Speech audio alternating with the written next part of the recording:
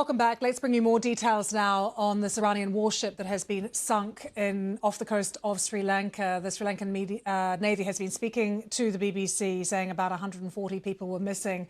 We're getting some reports from Sri Lankan media that 80 people have been killed. This was all confirmed by the US Defense Secretary Pete Hegseth just a short time ago at that briefing, saying that it was a US submarine that sank this Iranian warship in the Indian Ocean with a torpedo. This is just off the coast of Galle, which is in Sri Lanka. The ship was called the Iris Denner. So these are the details that we have so far, but lots of questions, of course, to ask about what happened. So let's speak to Alexandro Maria Tirelli, who is an international maritime lawyer at the International Lawyers Associates, one of the most renowned maritime law firms in Europe. Very good to have you with us. There is still a lot to know about exactly what occurred off the coast of Sri Lanka, Alexandro. But under international law, is it legal to attack a ship this way in a time of conflict? Listen, under international law, naval warships are considered legitimate military targets during armed conflict between states. And United States is in war to Iran.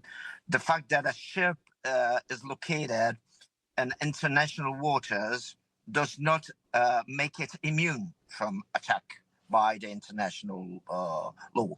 According to the law of armed conflict at sea, particularly reflected in the San Remo Manual of International Law to Armed Conflict, warships belonging to a belligerent state may be lawfully targeted by the opposing party. We can say this is my opinion, because they are in war. The parties are in war. Alexandro, has anything like this happened before? Is there a precedent? Listen, of course, this is a very rare event. We cannot deny that. But I tried to check this morning about past events, and there have been similar incidents in the past, although they are, of course, relatively rare. One notable example was in 1988, as far as I'm concerned, because there were naval clashes between the United States and Iran in the Persian Gulf, as far as I know. But of course, we should check the literature in naval conflicts. But I think that something very similar happened in 1988. That's what happened. Alexandro, thank you for your expertise. Obviously, more details to come in on this. We're still waiting to hear exactly what has happened, and we will certainly keep across all the statements from the Sri Lankan Navy.